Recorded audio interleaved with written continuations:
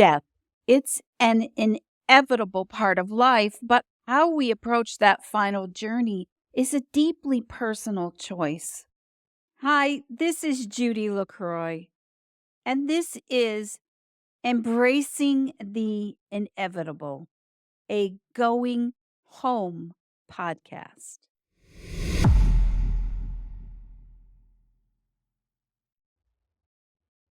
In this episode, I'll be sharing real stories about the need for medical aid in dying as an additional end-of-life option for terminally ill residents in our state. These stories represent the struggles of thousands facing unbearable suffering in their final days. Providing medical aid in dying as an option empowers those at life's end to have a voice in a deeply personal decision.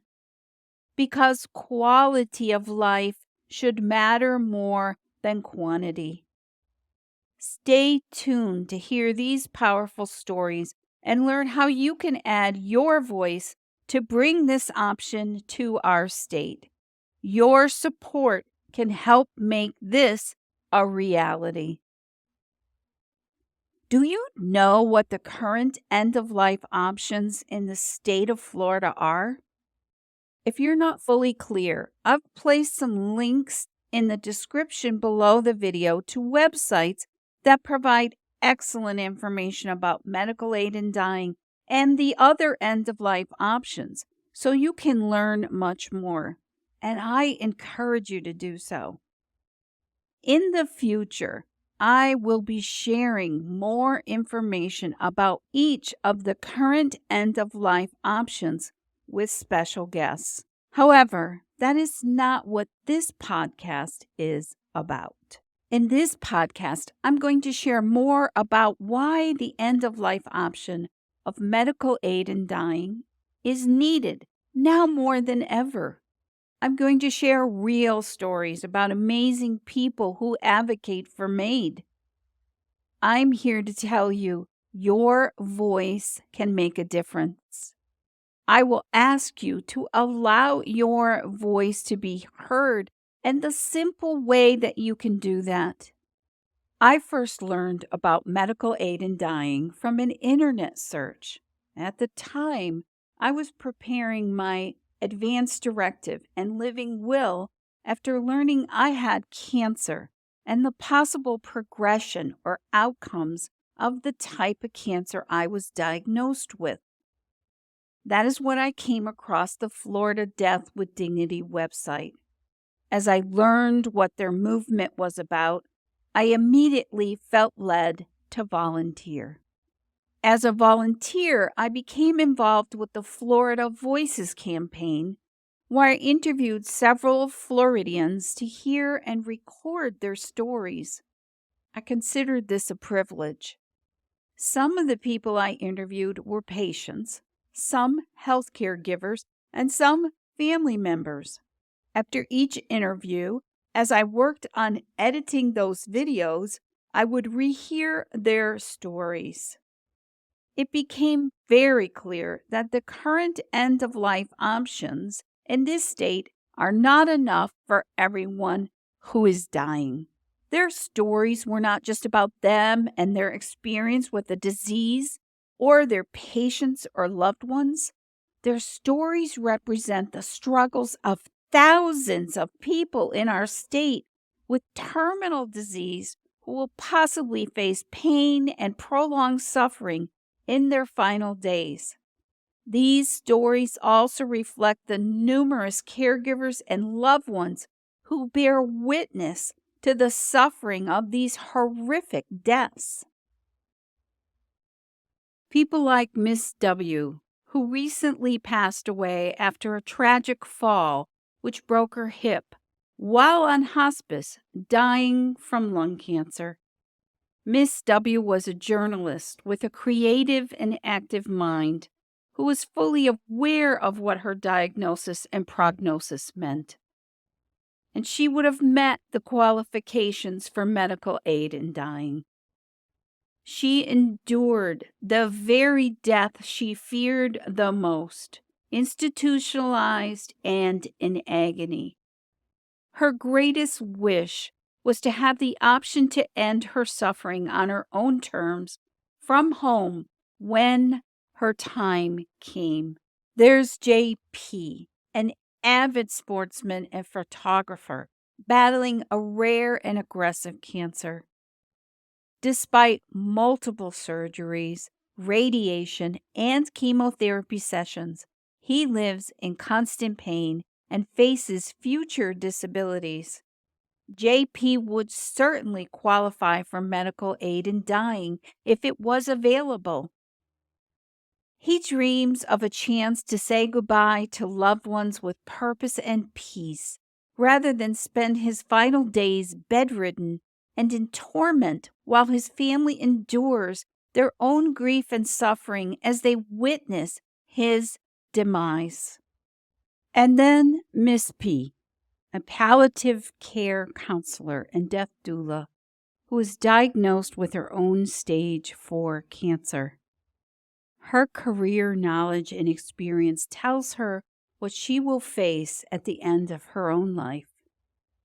With that in mind, she chose to set into motion plans to relocate to a state that offers medical aid in dying. Imagine what it must have been like recovering from surgery and 2 rounds of chemotherapy, facing your own mortality while planning and executing a move to another state, just in case Florida doesn't have this end-of-life option in time for her death. Would you want to uproot your life when your final days approach, traveling far from home and family, just to access this compassionate end-of-life option?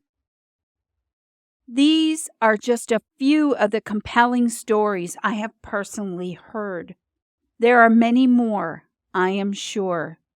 And behind every story is an amazing human being who fully understands that this option provides the right to choose and offers peace of mind. Should not the natural conclusion of a human life be met with empathy, understanding, and choices that honor sanctity of each dying being?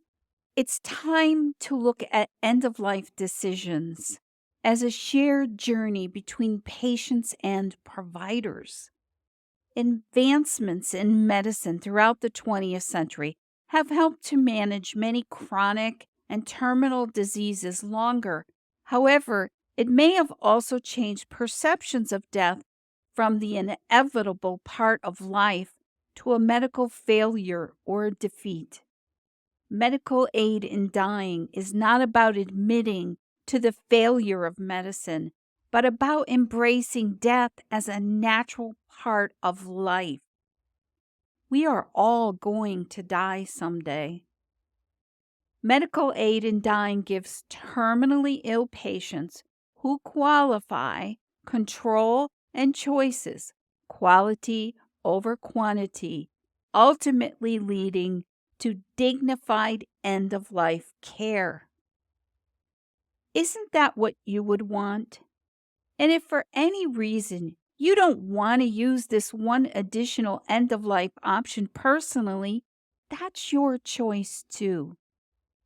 But I ask you, can you now understand that this is a compassionate end-of-life option for those that do?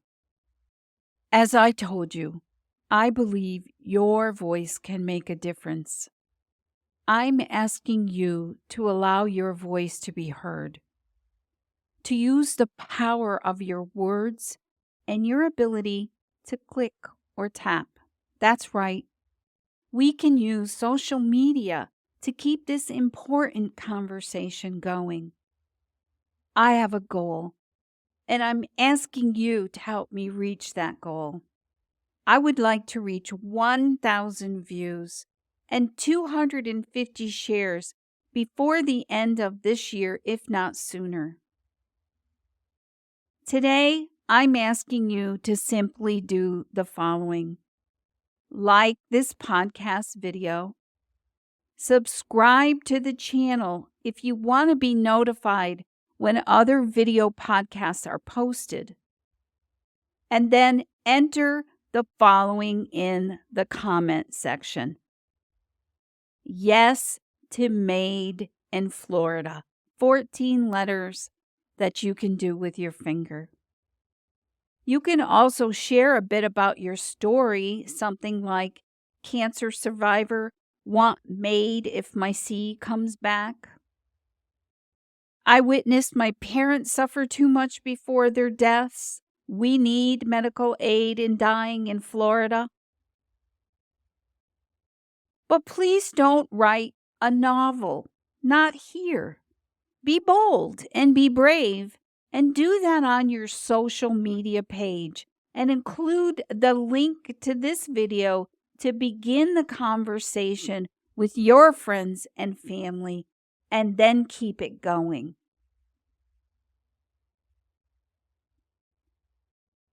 After all of this, if you're still here and you're not in support of MAiD for those of us that are terminally ill and wishing to end prolonged suffering at the end of life, I ask you to do nothing. That's right. No comment is necessary. Well, that's the end of our podcast for today. And I want to thank you all so much for listening. This is Judy Lacroix, embracing the inevitable, a going home podcast.